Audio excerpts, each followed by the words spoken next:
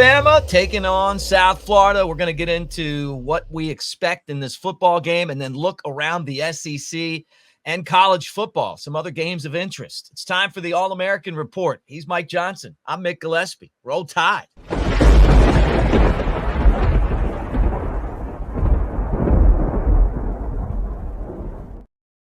Always great to see you, Mike. And if you hear the sound of an ESPN Sports Center update in the background, I'm just going to tell you right now that I'm in the midst of a fantasy draft. So, dude, it's that time of year, man. Do you do Dynasty or just regular 1 year?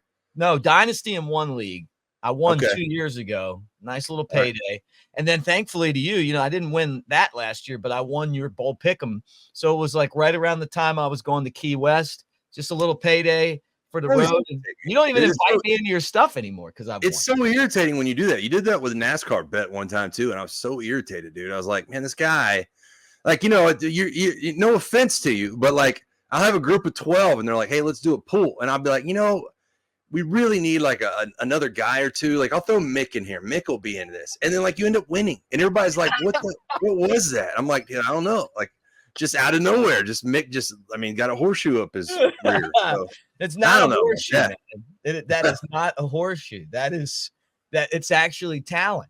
And I love it too. I mean, like the funny thing is, I know that you guys are irritated. I think that's one of the reasons why it is so fun to me, because I won your NASCAR. But then when I swooped in last year, it was like the week before Key West, too. It was perfect. Or 2 weeks before, I'm going to be in Key West. Could use a little travel cash, so a little jingle. And then it came down to the last game. The only reason I pulled for Michigan, because I had them.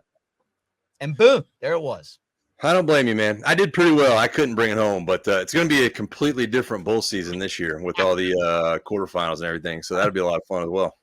I love talking with Coker about, like, he's got a whole strategy when it comes to, how he would bet on games and stuff. And he's actually pretty smart. Like, he kind of goes against the grain a lot. He calls me Joe Public anytime I pick a game. That's like, and we're going to get into one of those. We got to talk Texas and Michigan, because I feel like, and I may be totally wrong, I just feel like Texas is going to go in there and wear those guys out. And that's going to be the end of it, But yeah. I'm Joe Public for feeling like that. Well, what's funny about it, dude, is last year I was like, man, I'm going to do a science experiment. I have a guy that I work with that's kind of behind the scenes, not really a sports guy. And I'm like, hey, man, I'm going to give you like a 10-game slate with the lines. I just want you to go through and pick them. And he's like, well, I don't know too much. I know a little bit. I'm like, that's perfect. That's perfect. That's all I need. I need you to go through and just know a little bit. And he would, and what's funny is I went through and I bet against him on every one on a 10-game slate, and I went 8-2. Really? I went 8-2. I bet against him on a 10-game slate, went 8-2. I was like, I don't think I can pull that off again, but it was perfect because he was Joe Public. He was just the random dude throwing the money out. So, well, this, and you remember there was a year where I just caught, like, I had the vein of this, right? And I remember telling you, I was like, look, bro, I've got 5 picks that I know are going to win. And you're like, oh yeah, well, then give them to me. And then I won on all 5. It was when Barkley was at Penn State and no one was really on him. So yeah. I won with Penn State every single week on that. Then I saw where it was like Army was playing somebody and the spread was way too low. And I was like, what are they thinking? But I was watching so much college football that I really had you know what I'm saying? When you just get into where not just Alabama, but all of the teams. It helps when you know things schematically, right? To me anyways, when I'm gambling, this is a perfect weekend example, right? It's, 31.5 or something like that? You're talking about Alabama. And you look at the situation with the head coach at South Florida, and he used to be the OC for Josh Heupel. And if this had been Nick Saban's Alabama defense, you'd be like, well, this guy really knows how to beat a Nick Saban defense if he can just find the right players in the right situation. So that's how I always look at it. And honestly, I probably look a little deeper than you should, but I've made a little jingle myself over the years. Probably not as much as one Mick Gillispie when he gets really involved in it, but you know how it is. Yeah, but I'm not saying that. Like I don't want to give anyone false impressions. I mean, they followed the tailgate show. They'll know that I did win the belt a couple years, but Yep. it was purely luck. I mean, I'm just going to be honest about that. Now, all of that said, and and the bowls I felt comfortable with, and the reason why is because with the bowls I'd watched so many of those teams, but it's still hard to pick those because of all the transfers and guys that don't want to play and all of that stuff. But at the end of the day, I think that it's really hard to handicap. I mean, I just think it is. Like there's just so many different elements to a game to be able to figure out like exactly kind of what you're doing Yeah. is Who you picking? Who you picking? I'm picking Bama. Oh, you mean in the draft? Yeah, I was gonna say we hear your Sports Center. Okay. I'm gonna take Lad McConkey. That's not bad. That's a pretty good pick. You know him. Remember him. He's been around. I've got one more pick in the entire draft. So right. round 17. But you were talking about Bama and the defense. I want to know your opinion. That everyone keeps talking about how simplified things are now. Like, hey, you just go out there and react. One of the things I love about Kalen DeBoer to Jalen Milroe is go play ball. And I think sometimes last year you could tell that there was so many things going on in his head. It's like, do I run? Do I stop? Do I get hit? Do I not get hit? Like, go out and play ball. I talked to Coker. He's like, look, when I figured out that I was just going to go, and if something was there, I was going to take it, just play the game. Think of Ardarius Stewart in the Iron Bowl, that pass that changed that entire game. And he's like, look, that's not really the way it was supposed to be, but it was open and boom, I threw it. It was a touchdown. And then, you get to the sideline. So it's like, think about the biggest play in college football history, right? Tua, the touchdown pass. That's probably not the way they drew it up, but you go out and play ball and you make it happen. Players make things happen. Your thoughts? Well, first of all, I disagree with it. I think it's exactly the way they drew it up, the way he kind of looks off the safety in the middle and goes the one-on-one coverage on the left. I mean, that was like their only shot when it's 2nd and 27. But the Coker play, I completely agree with you, kind of out of pocket. And I think that there's something so new age about that with Bama, right? I mean, and granted, I've said this to a couple of people over the last couple of weeks.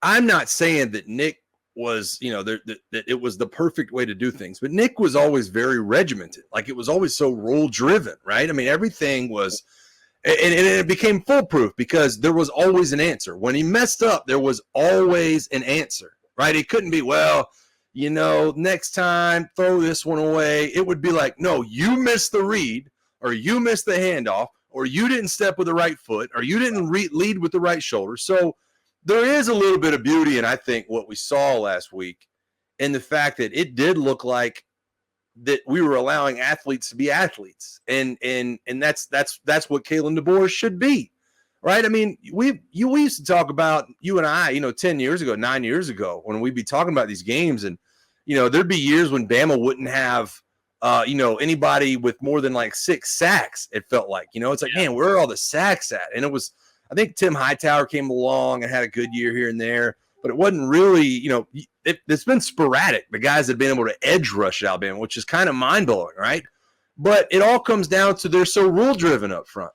I'm not going to rush past the quarterback. I'm going to get to the quarterback's level, then push the tackle back in his lap and keep your coverage lane. So I think that's the reason things got so lopsided last week, and it's the reason I'll be picking them to get lopsided again, because you have great athletes. And when you have great athletes going up against inferior athletes, that's when you should be allowed to let those athletes play. And I think that's what happened last week. And I think that's what the Kalen DeBoer era is going to be, honestly. Mm-hmm. I hear people and they're like, well, Alabama's done because Saban's gone. And I just keep saying, what about LSU? I mean, think about the coaches that won there. And first off, Les Miles, not the worst coach ever, but I mean, he didn't come in with the pedigree that DeBoer has brought to Alabama. It's not like he was playing for a national championship at his prior stop or even got close to it. And then he took over the Saban program. He's inheriting guys that know how to do things the right way. And then the other thing to me is that he's got coaches that want to coach with him. They're not just there to try to, upgrade jobs and be job searchers while they're coaching. They really like him, and they're his guys. And Saban had that at the beginning, but he didn't have that to the middle to the end.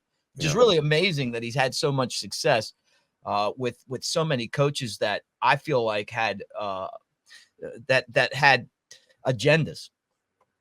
Yeah, I mean, and look, man, you can look back at that. You know, we kept Kirby Smart longer than we probably should have, or should have been able to, I should say, not that we should have.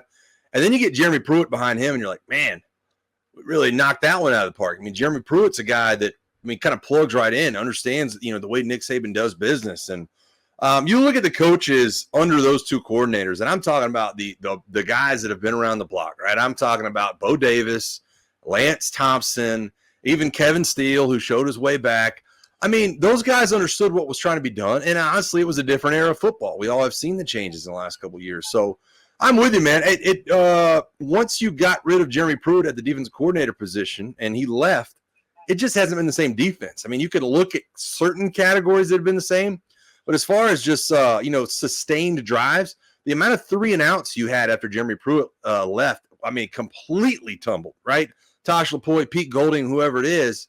So, and I don't know if that's the era of football too, but it was never the same after that. And I think that's the reason you had so many coaches coming and going, Craig Kulagowski and Doug Marrone and guys like that are just 6 months holdovers. Yeah, right. Or coaches like T-Rob last year. Oh, he's going to Georgia. He's coming back. He's an Auburn guy, you know. Everybody's leaving with him. And you're just like, what's going on here? You know, it's funny, Mick. Give it 24, 48 hours and just be like, hey, you know what? This school just paid me a lot of money to be here. I'm going to take the same position and go to our arch rival. I mean, come on, man. And there's always relationships and stories and everything else, family situations behind these things. I will tell you, I got a chance to visit with T-Rob 2 falls ago when I was still coaching high school ball. And he shows up in the middle of the day at the place I was coaching. And you know this because we've talked about it. We were not very good. I mean, at all. You know, winning 2 games in a season was good. So he shows up middle of the day one day, and I'm just like walking out to our field house, and I look at him and I see his Bama shirt, and I'm like, "Are you T-Rob?" And he's like, "Yeah." And I was like, "Are you here to recruit?" And he goes, "Well, yeah, I was going to see what you guys had." And I was like, I was looking at him going, I don't think we have anything that you're looking for, man. Like, I was like, dude, I know how Bama operates better than most. And I don't, you know, you have certain standards that, certain height requirements and weight requirements and all that. I was like, dude, I got to be honest, but we got to sit and visit for a while. Cool, dude. I think in the end, it's just about where you want to be. And I think that it was a situation where he felt more comfortable being at Georgia in the long run. And hats off to him, man. I've heard good things about the coaching staff at Georgia and the chemistry within that room. So it is what it is, man. You got to figure Kirby's feeling really good about Nick Saban retiring just because he doesn't have to fight with Saban over all of their old GAs and coaching assistants and guys that they always, I mean, basically just stole the formula for Coke and took it to Georgia, Nick Saban's whole, way of doing things, but now it's his because Saban's on. Well, and let me ask you this, Mick, is there a coach that's not excited that Nick is done? Because I don't think there is. I mean, you got to look at places like, Mississippi State and other teams like that, or Arkansas, and think that they're like, thank you, Jesus, like that era is over. So, No, I'm with you, man. I think that Kirby's happy, but I think they all are. I mean, I think everybody's. And your point earlier about Bama falling off, Bama was never going to fall off a cliff. All right, you're going to have ups and downs. It happens at every school, but you were never going to fall off a cliff. There's too many people invested, especially this day and age when you can throw money around and throw resources around for it to fall off a cliff. It was always going to be, some ripples here and there. So the ripples are coming, and they have hit us a couple of times. Bama ain't going nowhere, dude. Nowhere. Yeah, that's how I feel too. And I think it's good for the program. Like Nick Saban said, rat poison, you want to be out there proving people wrong. I feel like, he calls it rat poison, whatever. I mean, when Alabama beat Georgia last year, it was the worst thing that could have happened. And just as they go to play Michigan, having the mindset as, well, we just beat Georgia, we're not going to lose to these guys. And I didn't think they played nearly as sharp of a football game. They were not nearly as focused as they were against Georgia. Had they been, they'd have beat Michigan. No doubt in my mind. Well, and honestly, you know, when I look at that Georgia game, which by the way, I was there and I was on about the 40-yard line, and there was an open bar downstairs. It was a whole show. But it was one of the better days of my life. I'll be honest You with you. loved it. And it was, dude. I mean, when you work and live in Atlanta in sports, and you get to go attend an event like that, man, what a great day that was. But you know, it goes back to what I was talking about gambling. When you have to understand matchups, right? And Bama has always been an awful matchup for Georgia. They just always have, dude, because Georgia tries to out Bama in a lot of ways when Nick Saban was there. Mm-hmm. And, you know, they got it done that one time. But overall, you're usually, when you try to play that brand of football, you were never going to do it. I mean, you look at the teams that have beaten Bama handily, even in the last 5 years. You had elite wide receivers at LSU and an elite quarterback, and all those guys are still doing it in the NFL. You look at Clemson, you know, before that, or you know, whoever else it may be. Usually those guys did things a little bit differently, right? You didn't just try to bring the same formula. And I think that's what you know, I think that's what Georgia dealt with. So yeah, to your point, man, he's probably pretty stoked. Yep. All right. Well, do you think that it's easier though for Alabama players to play the scheme that Womack has put on defense and DeBoer and Sheridan have put on offense, because you're just playing ball more and that's kind of their focus? And you kept hearing this, Mike. You kept hearing, well, Alabama goes into the Tennessee game and the guys aren't performing because they're anxious and they're nervous. They don't want to let everybody down. I don't feel like DeBoer to me is more like one of our favorite baseball managers, Joe Madden, where it's just, we love Joe Madden, you and I both. And the reason why is that you met him at a restaurant one time in Tampa. No, the reason is that he got our Cubs a World Series. And on top of that, the way he did it was by just having the guys relax and go out and play ball. Right.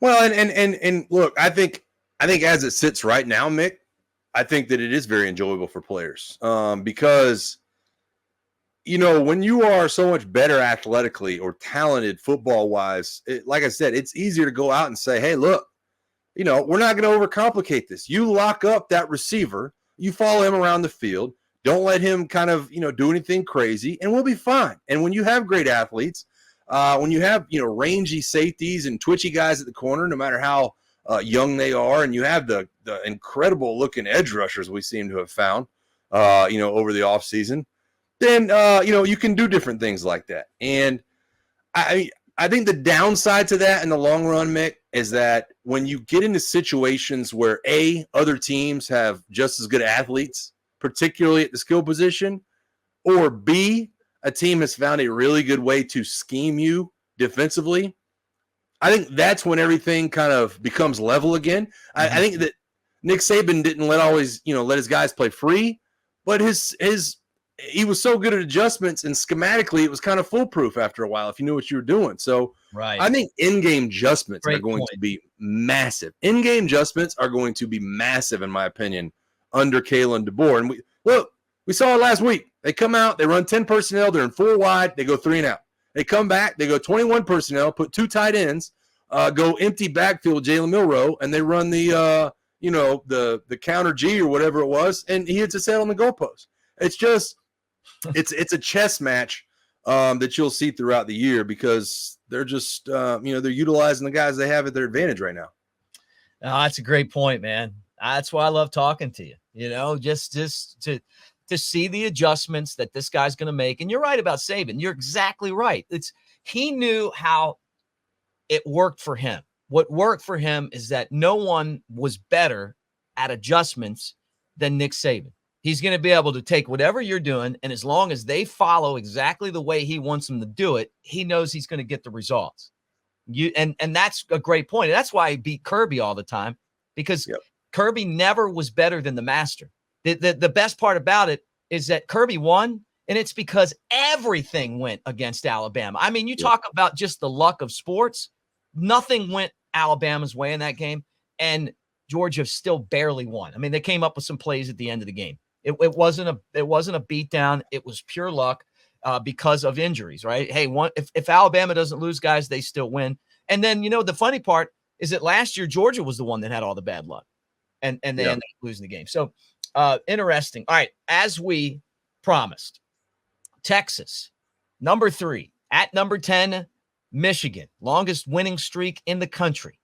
7.5 now. Texas is ahead. Quinn Ewers and the gang on their way there. What do you think?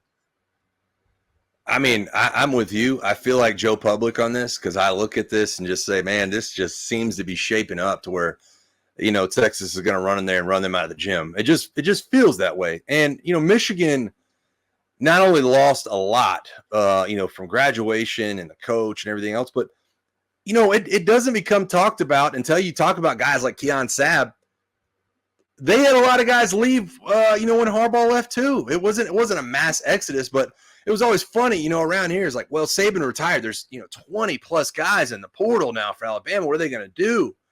And I was like, well, look, just hold on for a minute, because if Jim Harbaugh goes to the NFL, all of a sudden their window is going to open up and their guys will be available to be poached. And then April will come here and those guys will be out. So, I mean, when you look at McCarthy and Corum and all the other guys that they had as part of that team, that's a hard battery to replace, man. And I just look at Steve Sarkisian in Texas and Quinn Ewers, and I know they lost some really good players offensively, but it just seems like they've plugged guys back in, and that scheme is just so hard to defend when it's going the right way. So I don't know, and 7.5 to me is like the perfect line. I mean, it's like it's just that hook right there on top of the 7 is wild, because I just look at that and I'm like, golly, man, if you could just push me a little bit either way, you almost have to buy the hook. But I'm with you, man. It just feels like Texas at this point,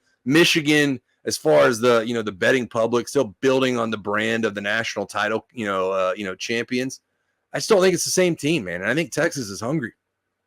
Yeah, so do I. I feel the same way. How about other games in the SEC that stand out to you? I'm sure you want to talk about Arkansas. I love that you actually have some teams playing some teams now, right? I mean, yeah. It's like, okay, you know what? I mean, not that we talk a lot about Arkansas, but they are playing at Oklahoma State. That's an interesting matchup. One of those old, like, what do they call that? The Southwest Conference? Yeah. Did you hear the comments from Mike Gundy this past week? He was asked about the helmet communication. He's like, they don't let me listen to it. I need to get that Connor Stallions guy over here and maybe hack the communications.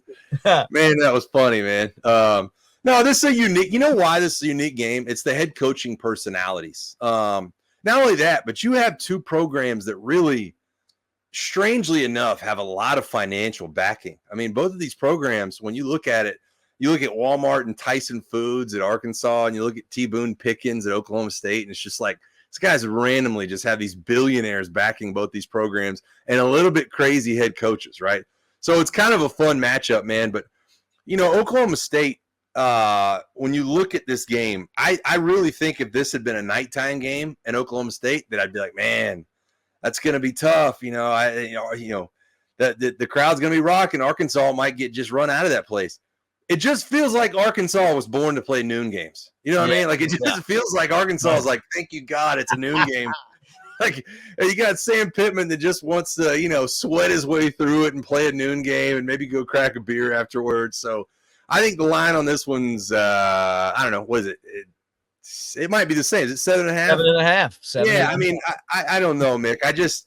Arkansas, for every reason under the sun, should probably get the tar beat at them in this, but I just think they'll try to make it a physical game, which Oklahoma State historically doesn't want to do under Mike Gundy, and maybe Arkansas keeps it tight. I still think Oklahoma State probably wins, but that noontime game just tilts the scales for me. Yeah, I'm going to Arkansas.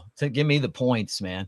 Yeah. All right, one more before we clip out of here, unless there's one that you want to talk about. But it's not an SEC game, but Iowa State and Iowa. It's a rivalry game. Why not play it week 2?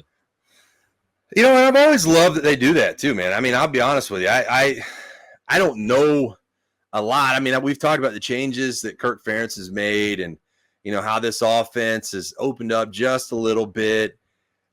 I'll be honest. I don't know. What's the line on this one? Because I haven't even looked at it yet. All right. The line on this game is 3.5. Iowa, the home team. But these games always come down to like 3.5 somehow. Yeah, I was gonna say, dude. I mean, you know what's funny? I mean, that just tells you when Vegas puts it at 3 to 3.5, it's just like, hey, we have no idea, but this team's at home, and the hook right there is just it's a rivalry game, right? It's like 3 points for the home team. Here's a hook for rivalry. I don't know, and I don't think Vegas does either, man. But I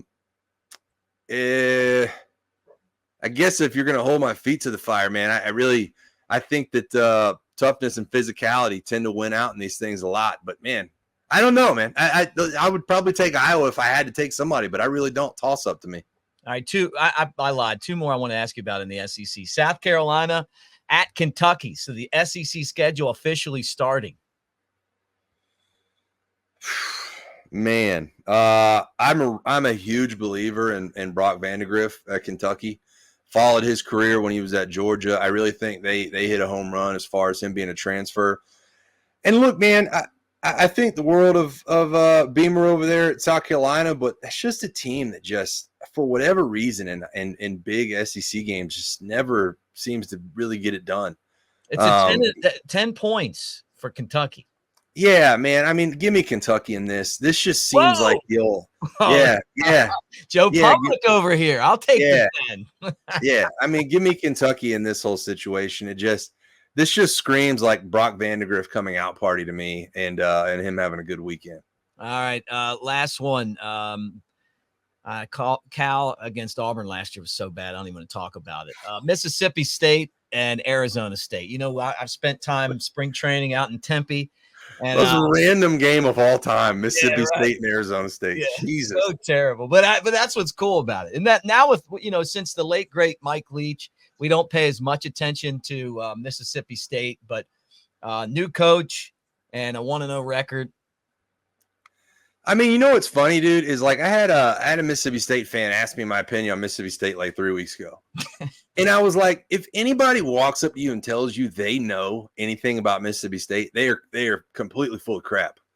Like nobody knows anything about Mississippi State, man. Like Jeff Lebby, what is it? I mean, they have something like a 30-player turnover from the transfer portal of guys going out and guys coming in. It's a completely new football team with a new head coach. I mean, it was like a mass exodus. So Lord knows, dude. I mean, you want to talk about random football. I remember, I think Georgia, when I was in college, Georgia in like 2007 maybe played Arizona State in Tempe. And I was like, what a random away game. And yet here we are dealing with the same thing.